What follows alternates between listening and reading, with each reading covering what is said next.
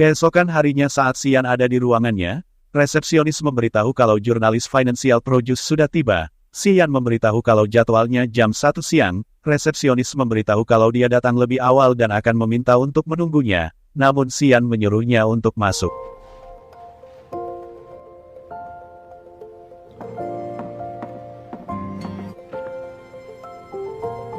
施总您好。 Saat melihatnya Xian merasa asing dan bertanya siapa dirinya, dan ternyata yang masuk adalah Yuling. Yuling mengaku dirinya jurnalis Financial Introduce dan beralasan kalau rekannya tidak bisa hadir dan mempercayainya untuk melakukan wawancara ini. 谢谢。 Dan di saat ingin memulainya, Xian ingin melihat dulu draft pertanyaannya dan Yuling memberikan draft yang dia ambil dari meja kerja Suyi dan Yuling memulai wawancaranya. Namun Xian hanya memberikan ekspresi datar saat Yuling memberikan pertanyaan kepadanya. 在建立明日云创时，你在母公司光环下扮演的角色，它的定位是怎样的？ Sementara itu Suyi sudah sampai di Mingyu Yungchuan dan security di sana menahannya. Suyi memperkenalkan diri dan security menyuruh mendaftar lebih dulu. Suyi terkejut karena nama Yuling juga ada di daftar tamu. Saat bertemu Chen Sheng, Suyi menyapanya dan mengingatkan kalau wawancara apa sesuai rencana. Mendengar itu Chen Sheng memberitahu kalau katanya dirinya berhalangan hadir dan mempercayai rekannya untuk melakukan wawancara atas namanya dan wawancaranya sudah selesai. Mendengar itu Suyi terkejut dan mengaku kurang komunikasi di dalam timnya. Kemudian Xian keluar dari ruangannya dan membuat mereka saling melihat.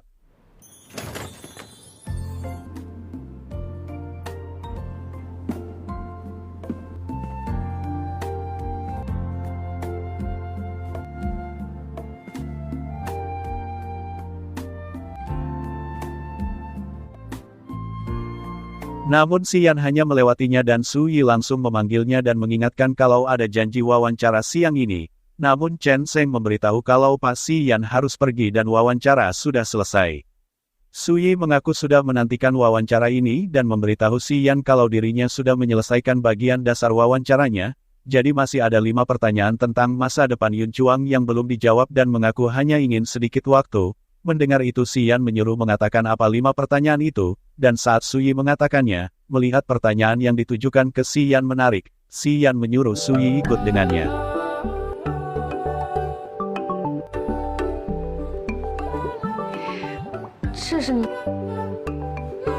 Saat berada di dalam lift, Xian mendapat telepon dari Qin Le, namun tidak menjawabnya dan membuat Qin Le menelepon Chen Sheng. Xian menyuruh memberitahu Qin Le kalau dirinya tidak bersikap baik jangan muncul di hadapannya lagi dan Chen Sheng langsung menyampaikannya. Suyi beranggapan kalau Xian sangat berwibawa, namun kenapa tidak mengajari keponakannya untuk tidak menjadi selingkuhan.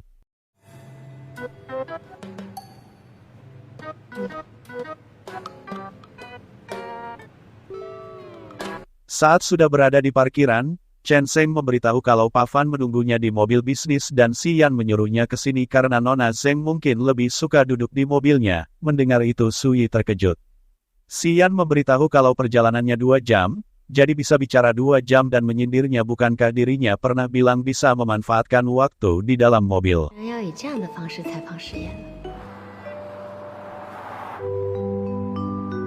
Di dalam mobil, Suyi mencoba apa yang dikatakan Ruoshan dengan menggoda pakai bahasa tubuh. Namun tidak ada reaksi pada Xian dan membuat Suyi berpikir kalau trik Ruoshan tidak berhasil. Melihat Suyi terus bergerak, Xian bertanya apa dirinya kedinginan dan menyuruh sopirnya membuka jendela mobilnya. Kemudian Xian memberitahu kalau waktunya terbatas dan Suyi membukanya dengan meminta saling memperkenalkan diri, karena mungkin menurut Suyi ini adalah undangan wawancara pertamanya.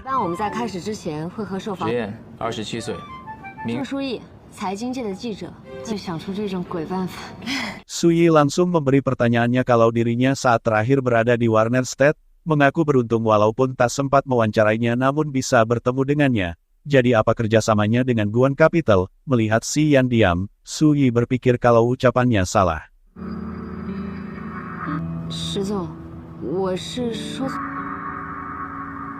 Xian tahu maksud dari pertanyaannya kenapa Guan Capital mau bekerja sama dengan Yun Chuan, dan apa yang akan Yun Chuang dan Guan Capital lakukan? Si Yan langsung menjawab semua pertanyaan dari Suyi.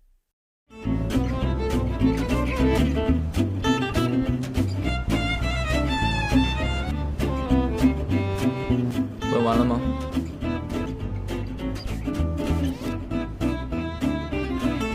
Suyi memberikan satu pertanyaan lagi, kenapa si Yan saat itu meninggalkan Mingyu Group dan memulai bisnis sendiri dan apakah ayahnya mendukung keputusannya. Mendengar itu si Yan langsung teringat ayahnya. Saat itu ayahnya yang bernama Zhensu, pernah mengatakan kalau masa depan Mingyu tergantung si Yan. Namun saat itu si Yan beranggapan kakak iparnya yang cocok meneruskannya dan ingin memulai bisnis sendiri dengan menolaknya. Ayahnya memberitahu kalau dirinya akan pensiun dan tidak membutuhkan mobil, jadi memberikannya ke si Yan. 谢谢爸。 Si Yan memberitahu kalau 2 jam sudah selesai dan juga sudah sampai tujuan. Si Yan menyuruh Suyi pergi dari sana, namun Suyi bingung bagaimana pergi dari tempat terpencil itu dan berpikir apa harus menunggang kuda. Suyi berpikir kalau dirinya tidak akan menyerah karena datang ke sini naik mobilnya, jadi pulang juga harus naik mobilnya dan langsung mengejarnya. Suyi beralasan kalau suaranya bagus dan akan menggunakan audionya di majalah digitalnya. Suyi kemudian ingin memberikan pertanyaan terakhir dan si Yan menyuruh mengatakannya. Suyi bertanya apa dirinya punya pacar. Mendengar itu si Yan terdiam. Suyi beralasan ingin memuaskan keingintahuan pembaca mereka dan memberitahu tidak apa-apa kalau tidak ingin menjawabnya.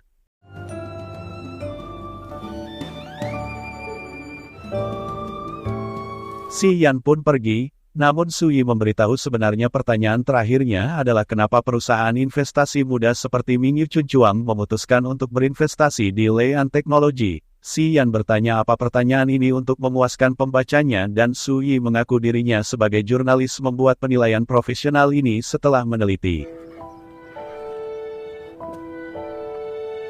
Tiba-tiba Tuan Guan memanggil si Yan, melihat itu Suyi langsung menghampirinya dan menyapanya. Tuan Guan bertanya apa mengenalnya dan Suyi memberitahu walaupun studinya jurnalistik, namun mengambil jurusan keuangan dan saat di sekolah ada sampul fotonya dan juga si Wen Guang, jadi Suyi mengaku kalau namanya sudah menjadi bagian dari seluruh kehidupan universitasnya dan memujinya hingga membuat Tuan Guan dan si Yan tersenyum. Setelah tahu namanya, Tuan Guan ingat kalau artikel yang ditulisnya sangat bagus dan tidak mengira kalau dirinya adalah gadis muda. Mendengar itu Suyi malu karena dipuji. Tuan Guan mengira kalau si Yan datang sendiri jadi tidak menyiapkan apapun karena tidak pernah membawa wanita. Mendengar itu si Yan ingin menjelaskan namun Suyi mengalihkan dengan melihat kuda di sana.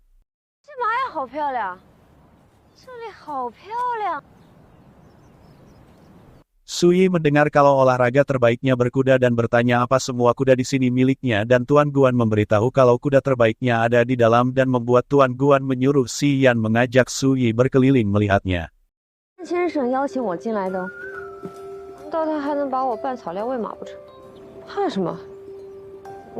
Si Yan mengaku ingin ganti pakaian dan menyuruhnya menunggu, kemudian Tuan Guan membawa kuda bertanya sudah berapa lama mengenal si Yan. Suyi mengaku belum lama. Tuan Guan bertanya apa dirinya bisa berkuda dan Suyi menggelengkan kepalanya. Tuan Guan memberitahu kalau di dalam ada pakaian kuda milik istrinya, dan jika tidak keberatan boleh memakainya karena sudah di sini jadi menyuruh mencobanya.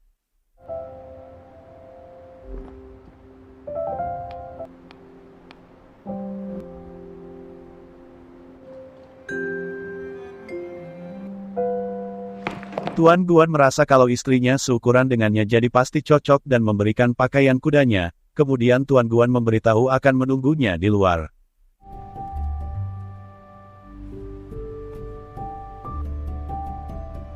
Saat ingin memakai pakaian kuda, Suyi mendengar suara langkah kaki si Yan dan memberitahu kalau tidak bisa cara memakai sabuknya dan meminta untuk mengajarinya. Mendengar itu si Yan langsung menghampirinya.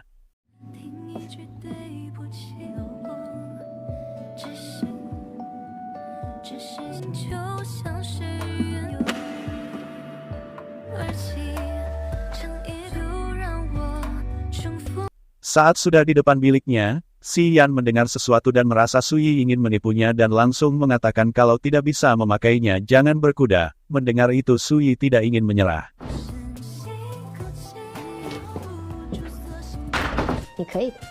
客气，只是一个小小的拒绝而已。 Suyi langsung ke kandang berkuda dan Tuan Guan membawa kuda yang paling jinak dan memberitahu kalau si Yan yang akan mengajarinya. Suyi melihat kuda itu dan bilang kalau kuda ini tampan. Mendengar itu si Yan memberitahu kalau Dodo adalah betina. 就挺喜欢我的，真乖。 Kemudian Suyi meminta untuk mengajarinya. Mendengar itu si Yan menyuruhnya naik. Dan saat Suyi juga meminta menuntun kudanya, si Yan langsung naik dan duduk di belakangnya dan memberitahu kalau mengajari berkuda harus seperti ini. Melihat apa yang dilakukan si Yan membuat Suyi salah tingkah. 之间消退，光透过我不再防卫，晚这样才能教你骑马。 Si Yan menyuruhnya rileks dan belajar dengan benar. Suyi mengaku kalau ini pertama kalinya berkuda jadi sedikit gugup dan si Yan menjalankan kudanya. 你升起潮水，蔓延似水无望。 Melihat Tuan Guan melambaikan tangan, si Yan menyuruh Suyi untuk pegangan yang erat dan si Yan memacu kudanya dengan cepat dan membuat Suyi berteriak ketakutan.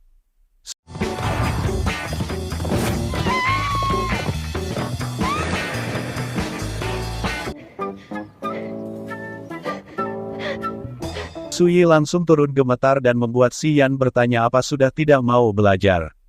Suyi langsung duduk dan minum air. Tuan Guan mengaku kalau Dodo kuda paling jinak dan menyuruh untuk mengajari wanita muda itu, tapi malah menakutinya dan si Yan beranggapan kalau dia wanita kuat jadi tidak apa-apa. Tuan Guan merasa kalau wanita muda ini sepertinya menarik dan mungkin adalah tipenya, namun si Yan memberitahu kalau tidak ada perasaan apa-apa sekarang. Tuan Guan memberitahu sekarang tak ada, tapi akan ada sesuatu seiring waktu dan membuat si Yan melihatnya. Sementara Suyi beranggapan si Yan melakukannya dengan sengaja dan merasa kesal padanya. Tuan Guan membahas pekerjaannya kalau jalan yang diambilnya sangat sulit dan panjang karena Mingyu baru saja selamat dari krisis dan si Yan memutuskan mendirikan Yunchuang. Patian dan yang lainnya juga ikut membantu dan menyuruh harus mengingat kebaikan mereka. Mendengar itu si Yan mengaku akan mengingatnya.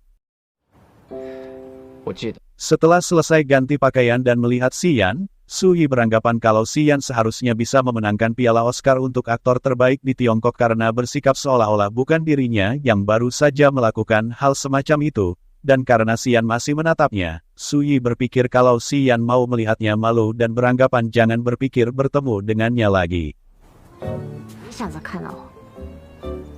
Setelah berkuda mereka pulang dan saat di jalan, si Yan menyuruh sopirnya untuk mengantar Nona Zeng dulu. Mendengar itu Suyi heran apa dia tidak lapar karena setelah wawancara 2 jam, kemudian berkuda sampai sore dan berpikir kalau si Yan tidak punya sopan santun. Suyi merasa kalau si Yan tidak mengundangnya makan, Suyi yang akan mentraktirnya. 不想请我吃饭，我可以请他吃。 Karena kelelahan, Suyi mengantuk dan saat si Yan tahu, dia langsung memberikan bahunya untuk bersandar.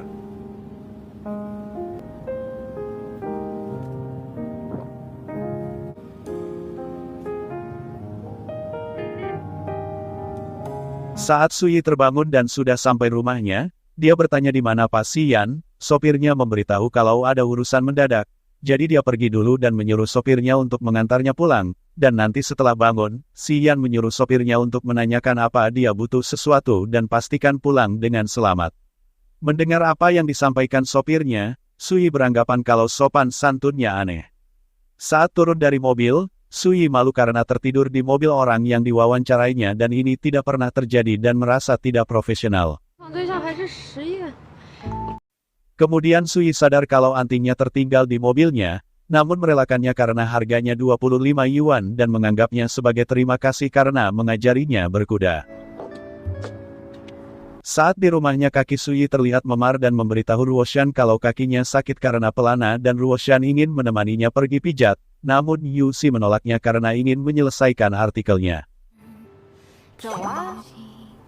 对了，还要赶稿。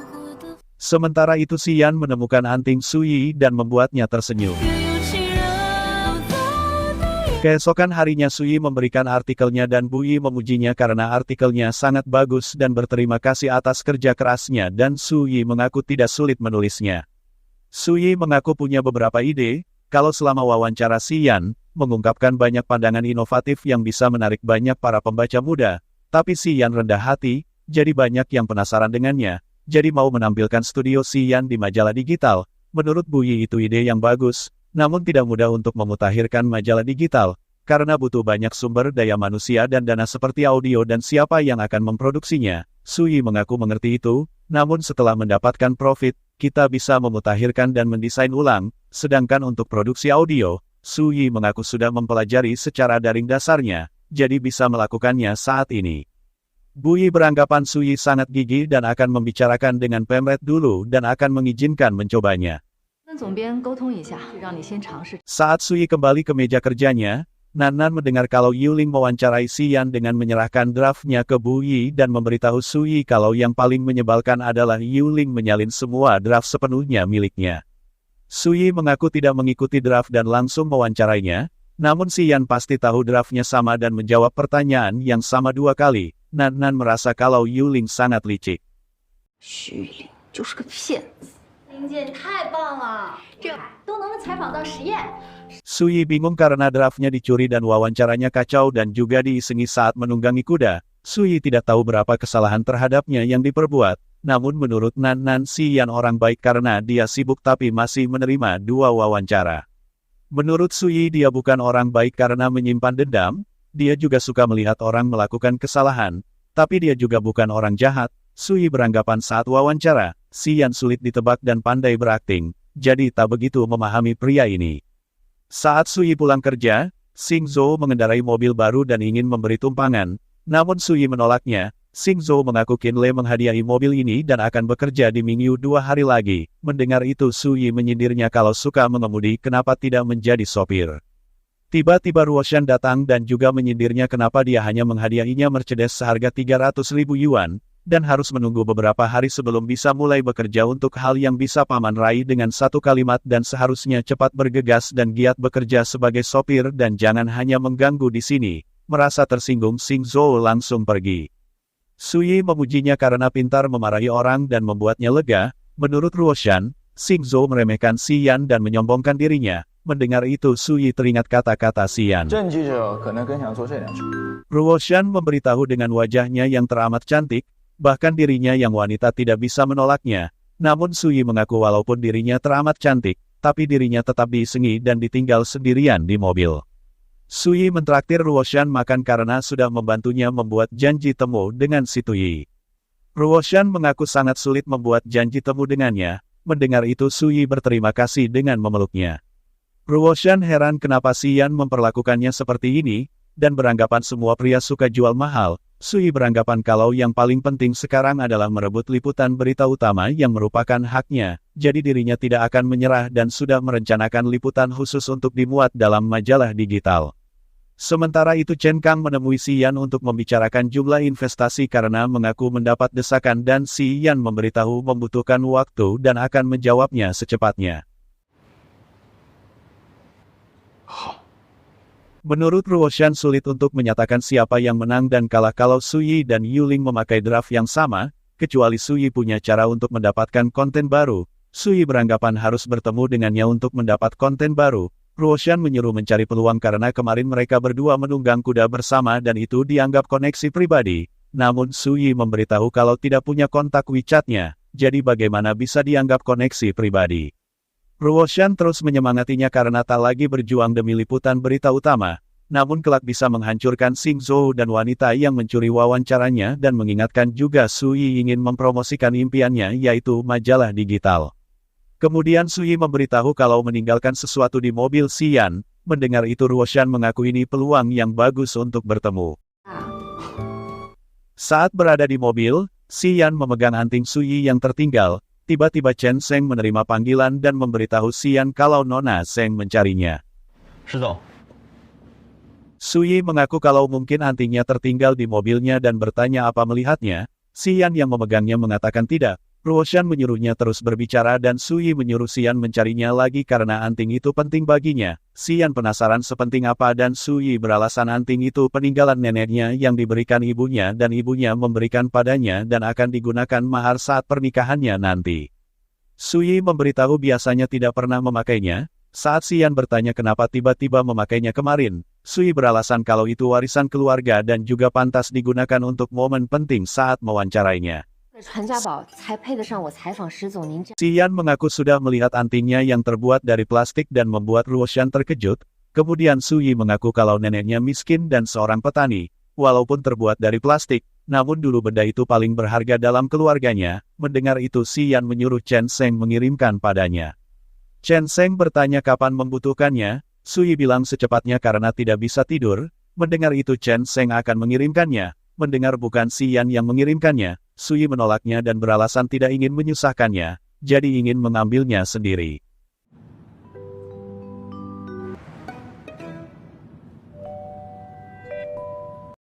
Ruoshan tidak tahu apa yang dipikirkannya karena menemui Xian dengan sepasang anting plastik, dan menurut Suyi plastik juga penemuan terbesar manusia. Kenapa meremehkannya? Ruoshan heran kalau Suyi mempermalukan diri sendiri namun Xian tidak menutup teleponnya dan malah ingin mengirimkannya dan berspekulasi kalau Xian tertarik pada Suyi. Dan saat Xian mengirimkan lokasinya dan ada di Bogam Yunwan, Ruoshan beranggapan kalau perumahan itu elit dan pasti tempat tinggalnya. Ruoshan merasa kalau Suyi melempar umpannya dan Xian langsung mengirimi alamatnya dan apa dia tidak sabar, dan menurut Ruoshan hanya ada satu kesimpulan, yaitu pria sama saja. 他不是急不可耐的人。 Saat Suyi ingin pergi, Ruoshan menyuruhnya selesaikan dan langsung pulang, namun Suyi memberitahu kalau tidak kali ini, karena ada rencana yang ingin didiskusikan dengan Xian.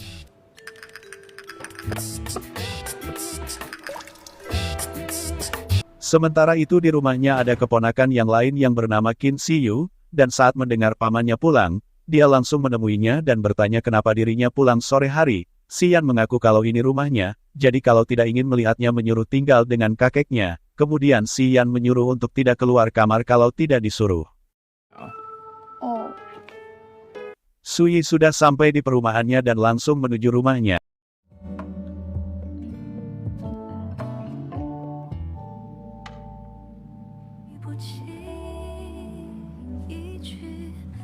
Dan saat mau mengetuk pintu, pintunya terbuka sendiri dan membuatnya masuk. Saat Suyi melihat Xian membaca buku, Suyi memberitahu kalau ingin mengambil sesuatu dan Xian menunjuknya. Dan saat Suyi melihat ada penyanyi yang dia suka, Suyi bertanya apa juga suka musiknya, karena dirinya juga suka dan bertanya lagu mana yang paling dia suka. Namun tiba-tiba ada panggilan dari Guanji dan bertanya kenapa membatalkan janji temu dan berpikir kalau ini bukan masalah pekerjaan dan menebak Xian berpacaran. Mendengar itu Xian mengaku sedang sibuk dan menutup panggilannya. Guanji penasaran kenapa Xian begitu dan langsung meninggalkan teman-temannya. 你怎么这么着？什么情况啊？他今天怎么这么反常啊？ Sementara itu Xian bertanya apa ada hal lain dan Suyi langsung bertanya masalah pekerjaannya dan memberitahu kebetulan dirinya melakukan wawancara pribadi dengan Chen Kang, jadi mau menggunakan wawancaranya sebagai kesempatan untuk melakukan serangkaian wawancara eksklusif sebelum Xian menyelesaikan hal-hal ini dengan mengundang beberapa pihak terkait seperti Yun Chuang, Lei An dan Guan Capital dalam sebuah diskusi. Mendengar itu Xian langsung menghampirinya dan menawarkan minum. 你喝什么？柠檬水，谢谢。 Saat Xian membuatkan minum, Suyi yang melihatnya terpana ketampanannya dan membuatnya melamun.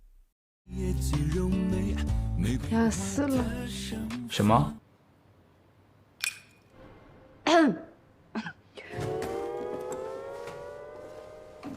Mendengar ada suara di kamar dan juga ada baju wanita, Suyi beranggapan kalau ada pacarnya dan bertanya apa dirinya sedang mengganggu dengan pacarnya. Xian bingung dan Suyi menunjuk wanita di dalam kamar.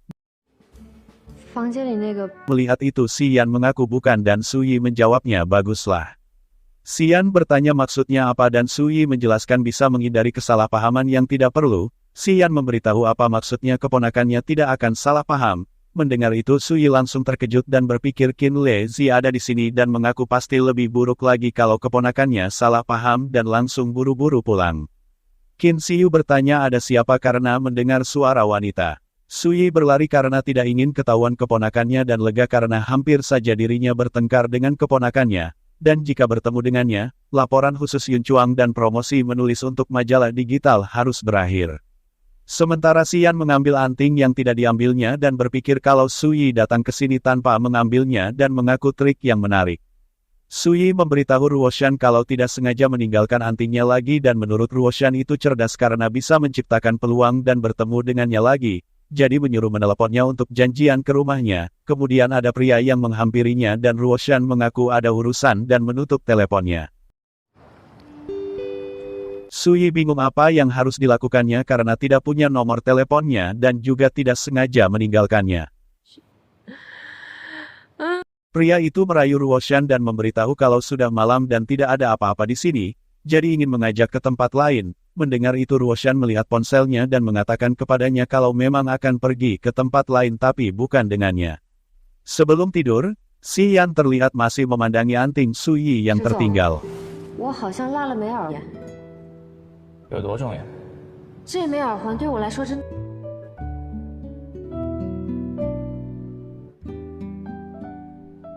Keesokan harinya saat Suyi baru tiba di tempat kerja, Nan memberitahu kalau Yuling dipanggil Bu Yi lagi. Mendengar itu Suyi masih yakin dengan draftnya dan berusaha semampunya, jadi akan berserah pada takdir. Kemudian Suyi ingin membasuh wajahnya biar segar. 我去洗把脸，清醒一下。 Saat di toilet, Suyi melihat Yuling menelepon seseorang dan menceritakan saat mewawancarai Si Yan nasibnya nahas. Karena saat mewawancarainya, Si Yan tak mengatakan apapun yang berguna dan hanya pembicaraan umum dan mengaku sangat menyebalkan.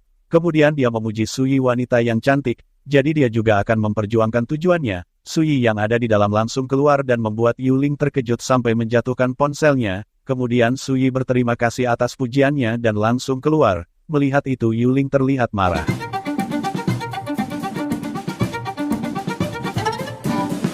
Suyi ke ruangan Bu Yi dan memberitahunya kalau sudah tahu Yuling melakukan tindakan curang kali ini dengan mencuri draftnya. Bu Yi mengaku sudah memperingatkannya dan menulis dalam riwayatnya.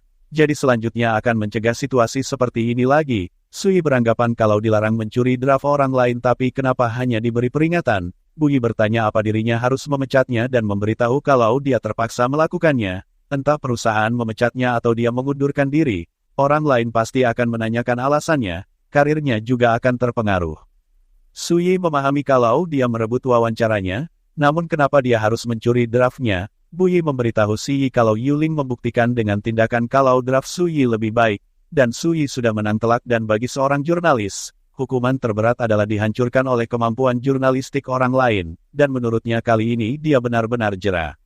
Bu Yi beranggapan kalau Suyi pasti sudah memahaminya, entah itu Yun Chuang atau Si Yan. Mereka memilih Financial Introduce lebih dulu, lalu memilih salah satu di antara mereka berdua, jadi jangan buang waktunya untuk marah. Mendengar itu Suyi mengerti dan memberitahu kalau dirinya akan melakukan wawancara sekarang.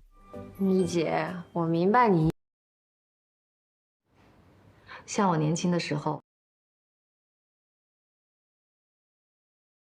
Suyi pergi ke Lean Teknologi untuk mewawancarai Chen Kang tentang pengalaman hidupnya dan langsung menulis draftnya di 所以 rumah. 我一定要试一试。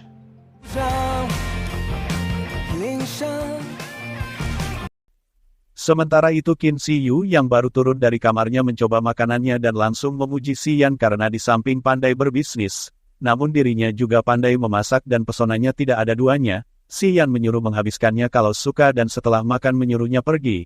Merasa Si Yan ingin menyuruhnya bekerja, Qin Siyu beralasan ada janji temu, namun Si Yan memanggilnya dan mengancamnya kalau keluar dari pintu ini kartunya akan dinonaktifkan. Qin Siyu berpikir kalau dirinya akan meminta uang ke kakeknya, namun Si Yan sudah tahu jadi mengancamnya kalau minta uang ke kakeknya, jangan kembali ke rumahnya dan akan mengubah sandinya, jadi menyuruh memikirkan dengan baik.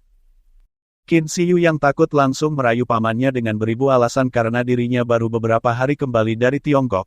Namun menurut Si Yan kalau dirinya sering berkeliling dunia, jadi sudah terbiasa dengan lingkungan. Mendengar itu Qin Siyu merasa pamannya kejam. 你就这么把我给卖了，而且1个月。 Si Yan memberitahu kalau pekerjaan bukan hanya sarana untuk menghasilkan uang, namun juga cerminan rasa tanggung jawab sosial dan nilai pribadi seseorang. 就把我送你过去。 Si Yan mengantar Qin Siyu magang di tempat Suyi bekerja.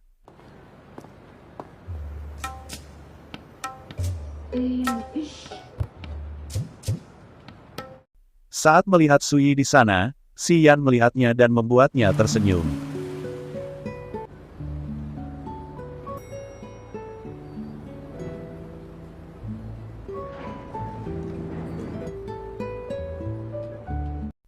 Nan yang melihat Suyi terlihat lemas menebak kalau Suyi pasti begadang lagi, Kemudian Nan Nan memberitahu kalau ada 2 pemagang baru di departemennya dan menurutnya ini kabar bagus karena Su Yi sangat sibuk dan nanti punya asisten, jadi tidak perlu begadang lagi. Saat Yuling berpapasan dengan mereka, Nan Nan bertanya apa tahu yang akan dilakukannya. Su Yi mengaku tidak peduli dan Nan Nan memberitahu kalau Yuling akan pergi wawancara dengan tokoh penting dan sepertinya dia akan mendapatkan liputan berita utama selanjutnya. 那祝他好运吧。